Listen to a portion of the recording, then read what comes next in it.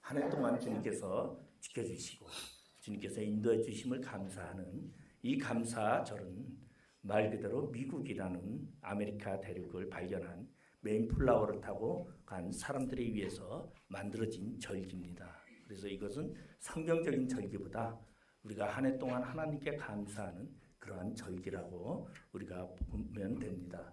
특별히 우리 인간이 살아가는 데 있어서 우리 인간은 혼자 살 수 없습니다. 그래서 우리는 살아가는 사회 속에서 사회 환경이라는 그러한 환경적 동물이라고 그렇게 이야기를 합니다.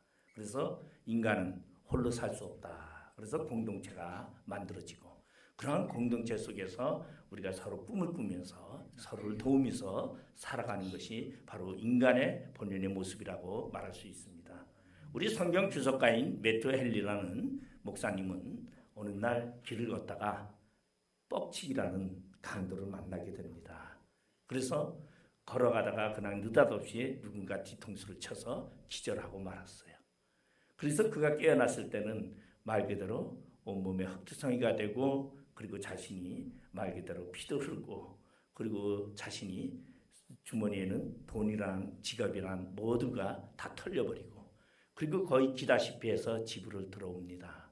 집에 들어오니까 식구들이 난리가 났어요. 아니 아버지, 아니 여보, 어떻게 된 겁니까? 예?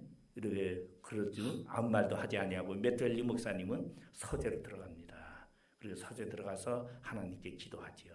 하나님 감사합니다. 나와 오늘 동행해 주셔서 내 생명이 끝나지 아니하고 내가 다시 이 땅에서 살아갈 수 있는 그러한 이론이 되게 됨을 감사합니다라고 기도했다는 그러한 이야기가 있습니다. 우리는 종종 세상을 살아가면서 나의 환경 속에 어려움이 왔을 때 감사보다는 불평이 나타날 수밖에 없습니다. 그런데 그러한 공동체 속에서 감사를 발견한다는 거 결코 쉬운 것은 아니죠. 그러면 우리가 살아가는 데 있어서 나 혼자 살 수 없기 때문에 누군가가 나와 함께 동행을 하며 살아가야 합니다. 매튜 헨리 목사님은 기도하면서 하나님이 나와 동행하였기 때문에 내 생명이 보존되었다고 그렇게 기도했다고 합니다. 우리가 살아가는 이 세상 속에서도 많은 동행이 있습니다. 우리가 잘 알고 있는 대로 우리가 쉬운 동행을 보면 우리가 학연이나 지연을 통해서 우리는 사회 구성원에서 서로를 이해하고 서로를 땡기며 서로에게 협력하면서 살아가기도 합니다. 그런가 하면은 그보다 더 센 것이 뭐냐면 혈연 공동체라고 말하죠. 내가 같은 형제였고 부모와 같은 핏줄을 나눴기에 우리는 그 혈연 공동체 속에서 사회를 만들어가기도 합니다. 근데 혈연 공동체보다 더 무서운 공동체가 하나 있는데 그것은 아마 사상 공동체가 아닌가 생각을 합니다. 사상을 가진 사람들이 모여들면요, 가족도 이별을 하고 부모도 없습니다. 우리 보면은 오늘날 한국에도 보면은 두 가지 사상이 굉장히 대두되고 있죠. 그 하나가 뭐냐면은 우리 사회주의 사상과 그 다음에 자본주의 사상으로 가지고 대립되고 있어서 그래서 한국 사회를 보면은 좌파와 우파로 나눠지는 그러한 모습을 종종 보면서 목숨을 걸고 투쟁하는 것을 볼 수 있습니다. 그런데 이 모든 동행에 있어서 가장 무서운 동행이 뭐냐면 종교적 신념을 가진 그러한 동행이 가장 무섭다고 합니다. 그래서 종교적인 열성을 가지고 종교적인 그러한 목적을 가지고 있는 사람들은요, 보면은 죽음을 불사합니다. 그래서 우리 보면은 자신이 믿는 그 종교를 위해서 생명을 아끼지 아니하는 그런 것을 종종 보죠. 우리가 그러한 것을 이슬람 교도들을 보면은 정말 폭약을 들고서 이렇게 폭파시키고 자신의 종교를 위해서 그렇게 나가고 있습니다. 오늘 여기 있는 우리 모두가 다 어떠한 공동체에 있느냐? 종교적인 공동체 안에 있습니다. 그 종교적인 공동체, 그것은 무엇이냐면 바로 하나님이라는 목적을 두고서 우리가 오늘도 달려갑니다. 그래서 하나님이라고 하면 우리는 가정이고 생명이고 모든 것을 버릴 준비가 되었다고 이야기합니다. 그런 사람을 우리는 종종 뭐라고 말하죠? 야, 그 사람 믿음이 좋아, 신앙이 좋아, 그 사람 열정이 있어, 그렇게 말하죠. 그러한 열정이 적은 사람을 향해서는 우리는 당신 믿음이 적으니 좀 더 분발하십시오, 이렇게 말할 수 있다는 거죠. 가장 무서운 공동체, 신앙 공동체.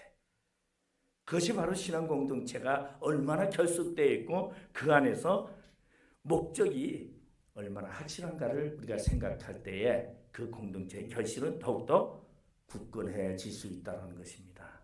오늘 제가 여러분에게 소개하려고 하는 것은 바로 누가복음에 나와 있는 이 17장에 나와 있는 나병 환자 10명의 이야기를 들으면서 우리 자신을 한번 돌아보고자 합니다. 이 나병 환자 10명은 말 그대로 세상에서 버림받았습니다. 가족에서 버림받았습니다. 자신이 생활하던 직장에서 버림받고 모든 곳에서 버림을 받고 그리고선 쫓겨나가지고 바깥에 성 울타리 바깥에 벗어나서 한 동굴 속에 들어가서 사는 10명의 나병 환자들입니다. 이들도 생명을 가지고 이들도 사람의 모습을 가지고 있는데 이들은 생명 공동체라고 말하는 그런 공동체보다는 죽은 자 취급하는 그러한 공동체 속에서 살아갑니다. 누구 하나 이 사람들을 돌보지 않으면 이 사람들은 죽을 수밖에 없습니다. 이 사람들이 스스로 먹을 것을 찾을 수도 없습니다. 이 사람들은 그저 성에서 던져주는 밥이나 성에서 던져주는 과일로 목숨을 연명할 수밖에 없는 그러한 자들입니다. 그렇다고 이 사람들에게 생명이 없는 것도 아니고 그렇다고 이 사람들에게 소원이 없는 것도 아니다라는 것입니다. 이 사람들의 가장 큰 소원이 무엇일까요? 아마 우리 성 안에 살고 있는 생명을 가졌다고 건강하게 사는 사람들은 소원이 뭐냐고 하면 각자 다를 수 있지만 이 성 밖에 있는 나병 환자 10명의 소원은 아마 동일하지 않았을까 저는 생각을 합니다. 그들의 소원은 오직 나병에서 구원받는 것일 것입니다. 왜? 이 나병만 고치면 나는 내 소원, 다른 소원들은 모두 이룰 수 있다고 그들은 생각했을 것입니다. 내가 이 병이 나아진다면 내가 그동안에 가정에서 소홀히 했고 아빠로서 소홀히 했던 그 모든 것을 병을 고치면 내가 돌아가서 아빠로서 그 소원을 다 하며 자식들에게 잘하게 부인에게 잘하겠다라고 다짐했을 수도 있습니다. 그런가 하면 어떤 사람은 자신의 꿈을 피우지 못했기 때문에 내 이 나병이 나은다면 내가 나의 목적인 내 꿈을 이루는 그러한 사회적인 꿈을 이루고자 하는 목적을 달성하고 싶어 했을 것입니다. 그런가 하면 어떠한 사람은 각자 자기의 소견대로 무엇인가 자신의 목표를 가지고 있었지만은 이 목표는 단지 하나, 나병이라는 거 하나 때문에 그들의 꿈은 산산조각이 되어버렸다는 것입니다. 그러니 이들의 꿈은 절실할 수밖에 없었고 나병 고치는 것이 그들에게서는 최고의 목적이었고 그 나병을 고치면 그 다음에 꿈들은 다 이룰 수 있다고 생각할 수 있었을 것입니다. 여러분 지금까지 살아오면서 여러분의 목적이 무엇이었습니까? 여러분 지금까지 살아오면서 여러분의 소원이 무엇이었습니까?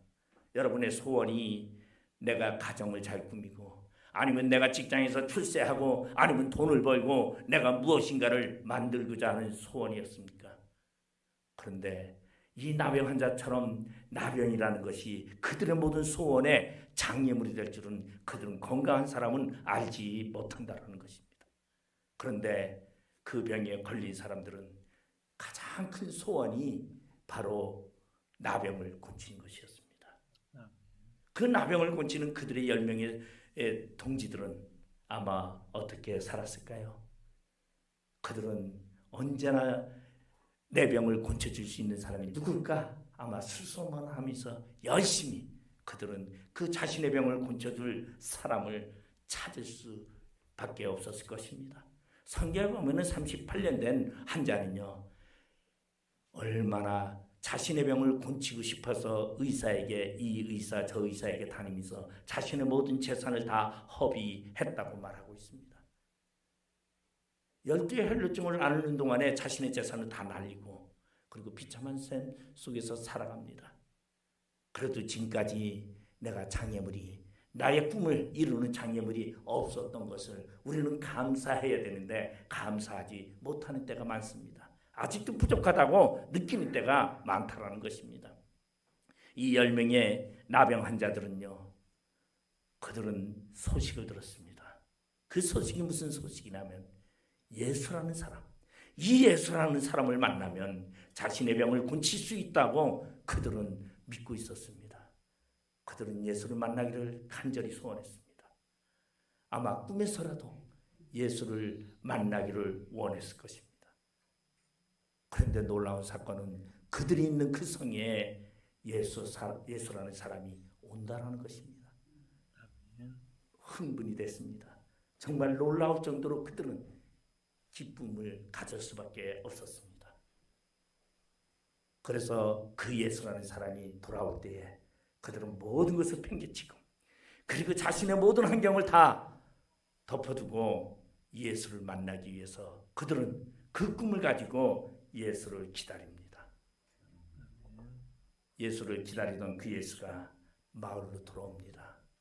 그때 이 10명의 나병 환자는요, 그 예수를 만나기 위해서, 내가 예수를 만나지 못한다면 나의 인생은 끝이라고 생각했던 그들은 예수를 만나기 위해서 아마 몸부림쳤을 것입니다.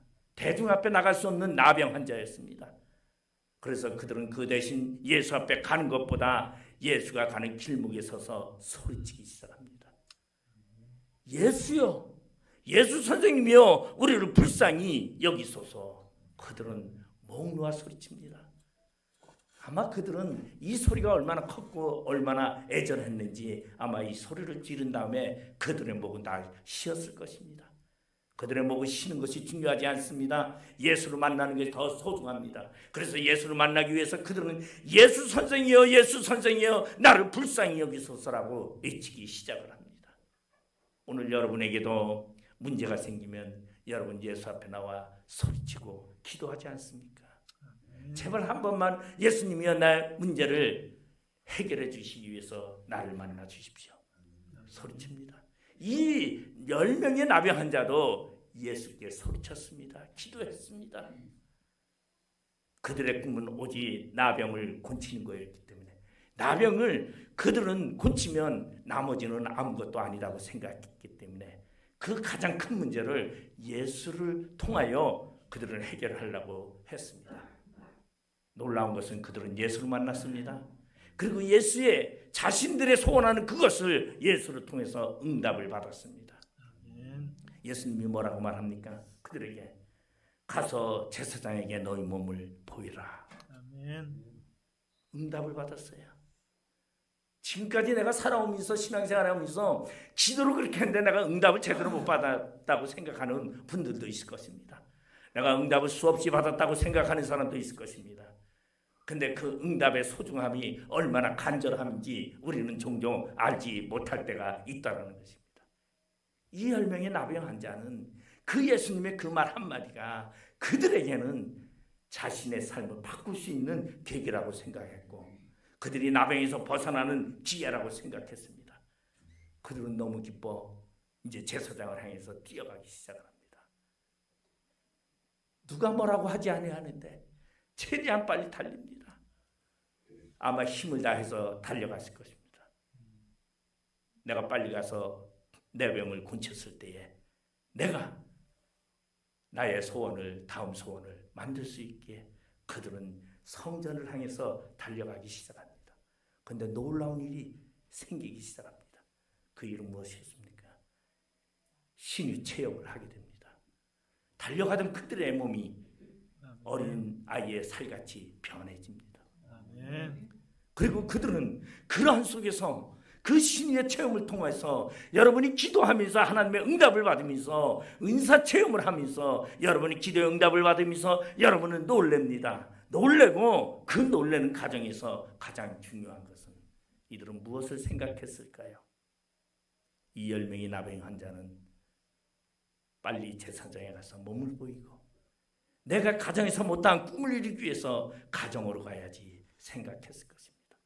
또한 어떤 사람은 내가 못했던 직장에서 내가 일하지 못했던 그 모든 거 내가 이것을 제사장에게 보이고 내가 직업으로 성공해야 되겠다, 사회적으로 성공해야 되겠다, 모든 꿈을 가지고 그 꿈을, 부푼 꿈을 가지고 그들은 제사장을 향해서 그 신의 체험을 통하여 그들이 이를 소원을 행해 달려갈 길을 다 갑니다.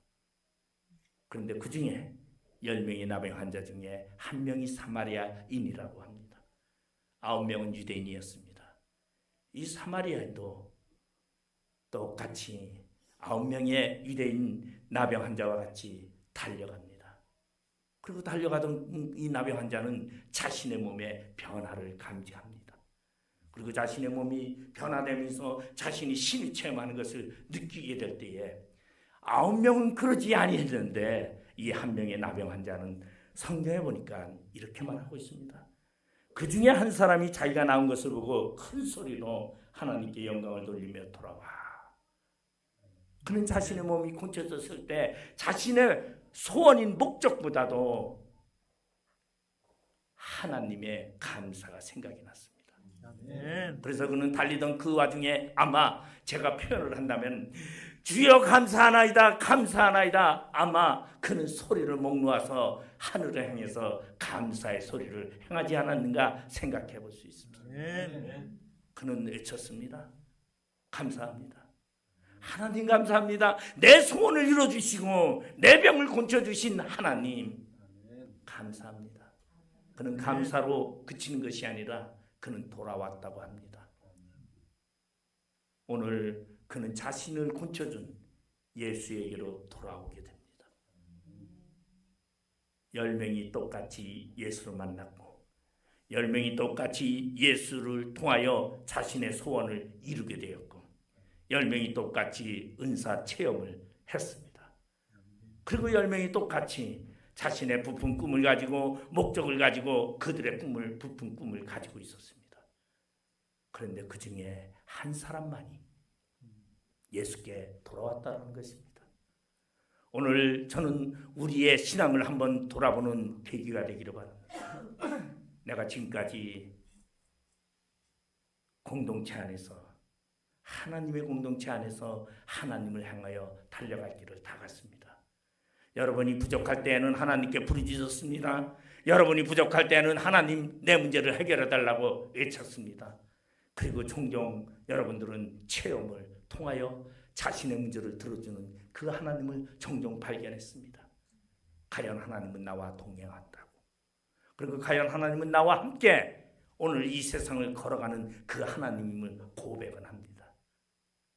그런데 진정으로 우리가 하나님 앞에 와 예수 앞에 와서 발 앞에 엎드려 감사했던 이 사마리아 나병 환자처럼 과연 나는 그런 삶을 살고 있는가를 우리가 돌아봐야겠다는 것입니다. 저는 과거에 저는 부푼 꿈을 가지고 제가 공대 건축공학과 출신이에요. 7, 8학번이니까 옛날 얘기죠. 박정희 정권 때 그때 대학생활하고 서거 전두환 대통령 등장, 이것이 다 제가 대학생활 속에 이루어졌습니다. 그러면서 제가 꿈을 꿨던 것이 돈 버는 게 꿈이었어요.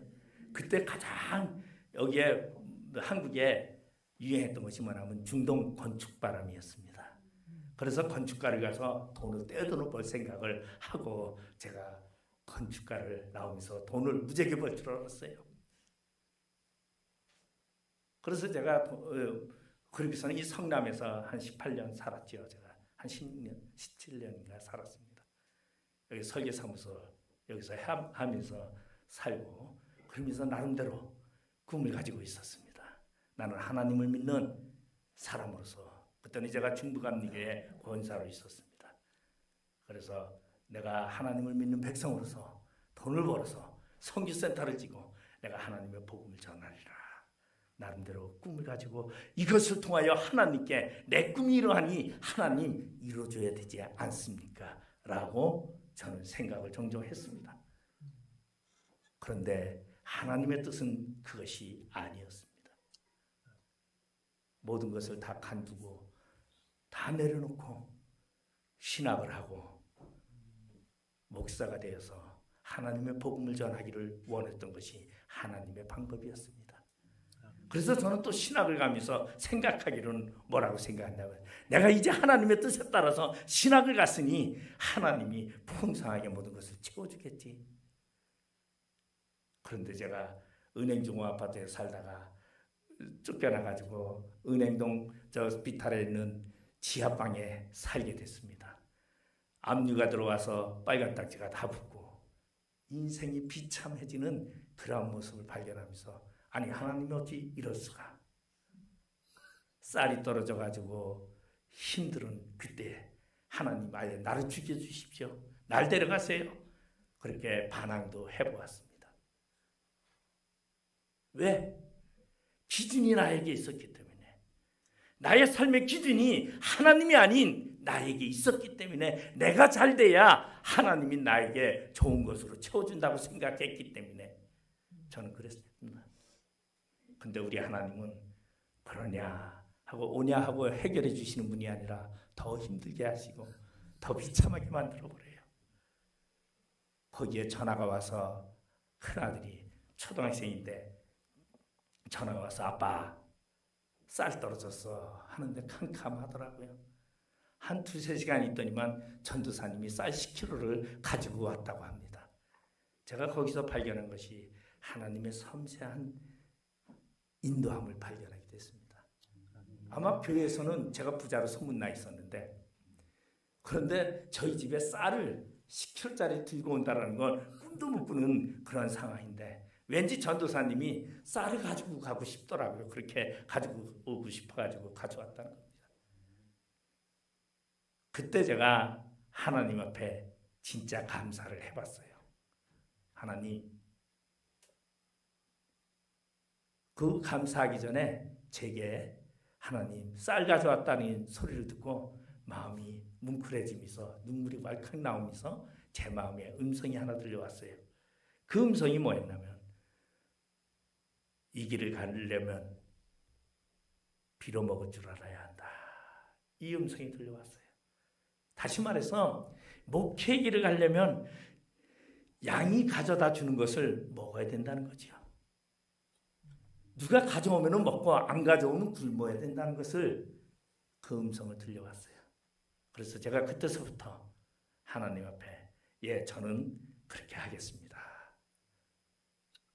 그래서 첫 목회지가 제가 남양주에서 목회를 했는데 남양주에서 첫 목회지에 청빙을 받아서 갈 때에 가서 첫날 밤에 차례기도를 했어요. 토요일 날 밤에. 다음날 주일이니까 첫 주일이라서 기도를 하는데 그때 하나님이 저에게 마음속으로 질문을 준 게 또 하나 있었어요. 그 질문이 뭐였냐면 너는 너 양을 키울 거냐 하나님의 양을 키울 거냐 이 던져진 질문이었습니다. 그래서 제가 그때 절대 저는 하나님의 양을 도둑질하지 않겠습니다. 제가 그때 작정을 하고 그래서 제 인생을 살아오는데 가장 힘든 방법이 뭐였냐면 바로 내가 나에게 오는 모든 사람들이 다 내 사람이 아닌 하나님의 사람이었다는 것을 깨닫게 되고 그들에게 하나님의 사람으로 존중하는 것이 그렇게 쉽지는 않더라고요. 그래서 아마 제가 아예 이 신학교를 제가 신학교의 강의를 2003년서부터 지금까지 했으니까 20년 동안 신학교에서 강의를 했어요. 목회보다는 이 신학교에서 강의를 더 많이 했습니다. 진정한 그리스도인은 무엇인가? 저는 그래서 오늘 학생들에게도 던지는 질문이 그겁니다. 당신은 여기 왜 왔습니까? 먹고 살기 위해서 왔습니까? 그러면 세상에 먹을 것이 더 많습니다. 돌아가십시오. 그러나 진정으로 하나님을 위해서 왔다면 당신은 이제 삶을 다 하나님께 맡기십시오. 아멘. 제가 오늘 왜 이런 말씀을 여러분에게 드리냐면 여러분은 오늘 햇불 교회 공동체에 같이 목적을 가지고 하나님을 향한 목적을 가지고 지금 살아갑니다. 아멘. 여러분에게는 꿈이 있습니다. 여러분에게는 하나님을 향한 충성과 봉사라는 목적을 가지고 있습니다. 아멘. 그 목적 속에서 여러분은 기도도 했고 그 목적에서 응답도 받았고 체험도 하고 은사도 받았습니다. 그런데 오늘 예수님이 섭섭해했던 9명의 나병 환자를 우리는 생각해 봐야 합니다. 한 명이 돌아왔을 때 예수님은 그 사마리아 나병 환자 한 명에게 이렇게 말합니다. 9은 어디 갔느냐? 여러분 내가 진정으로 하나님을 사랑하고 하나님을 믿고 하나님의 사람으로서 살아간다고 하면서 예수 그리스도의 책망을 받는다면 우리는 뭔가 본쳐야 할 점이 있지 않겠습니까? 그러면 그것이 무엇일까요? 저는 우리의 신앙의 가장 기본적인 게 무엇이냐면 벌써 사마리아 한 사람이 자신의 병나음을 보고 자신의 소원을 이루고 그는 무엇했느냐? 예수의 발 앞에 엎드려 감사했다는 것입니다. 아멘.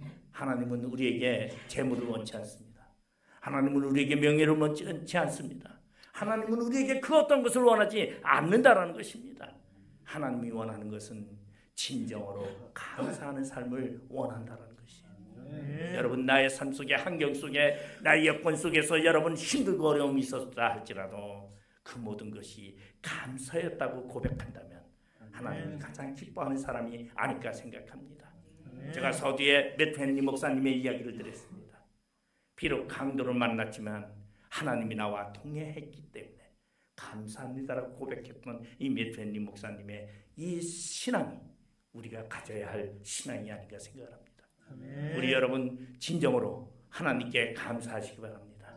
나의 삶에 힘들고 어려움이 있고 어떠한 환경이 있다 할지라도 나는 하나님에게만이 나의 모든 인생을 걸겠다고 생각하십시오. 저는 너무 이 햇불 공동체를 좋아합니다. 너무 부러워합니다.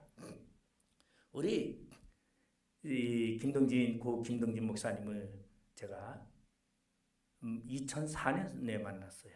그래서 2004년서부터 같이 노예에 같이 있고 같이 이야기를 해서 너무 많이 얘기를 들어서 힘들고 어려움을 너무 잘 알고 있습니다. 그런데 이제 어쨌든 간에 올해 하나님의 나라에 갔습니다. 그런데 우리가 가장 중요한 것은 뭐냐? 저는 그렇게 생각해요. 그 목사님이 가지고 있었던 사상 하나는 대단하다고 저는 생각합니다. 그래서 가끔씩 제가 그런 말도 했어요. 아니 목사님 인간이 배리 없냐고 화날 때는 화도 내고 그래야지. 그분은 항상 참으시니까 뭐 화를 안 내요. 아무리 뭐라 그래도 화를 안 내고 그냥 가만히 있어요. 그래서 내가 한 번은 그랬어요. 아니 저 받아요. 손이 없어요. 목소리가 없어요. 멱살도 좀 잡아보고 그래요. 내가 막 그랬었어요. 누가 뭐라고 해도 가만히 그냥 고개 숙이고 침묵했던 그 목사님.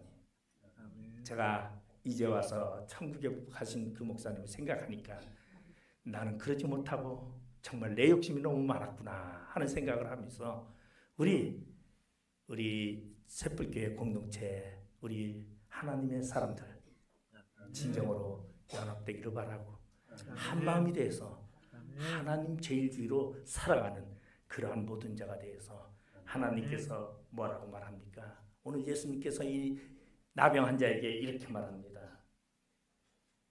일어나 가라 내 믿음이 너를 구원하였느니라. 가장 중요한 것은 10명의 문둥병자 중에서 영적인 문제를 해결한 사람은 사마리아 나병 환자 한 명밖에 없었더라는 것입니다. 우리가 예수 믿는 목적, 우리가 공동체 생활하는 목적이 무엇입니까? 영혼의 문제입니다. 여러분 영혼의 문제, 육적인 문제, 그보다 더 소중한 영혼의 문제를 위하여 우리가 하나님께 감사할 줄 아는 우리 모두가 되시기를 주님의 이름으로 축원드리겠습니다. 기도하시겠습니다. 아버지 하나님 은혜를 감사드립니다. 나의 삶 속에 언제나 함께 하시며 나와 동행하시는 예수로 말미암아 기뻐하며 감사하는 저희들 되게 하여 주시옵소서. 예수님의 이름으로 기도드리옵나이다.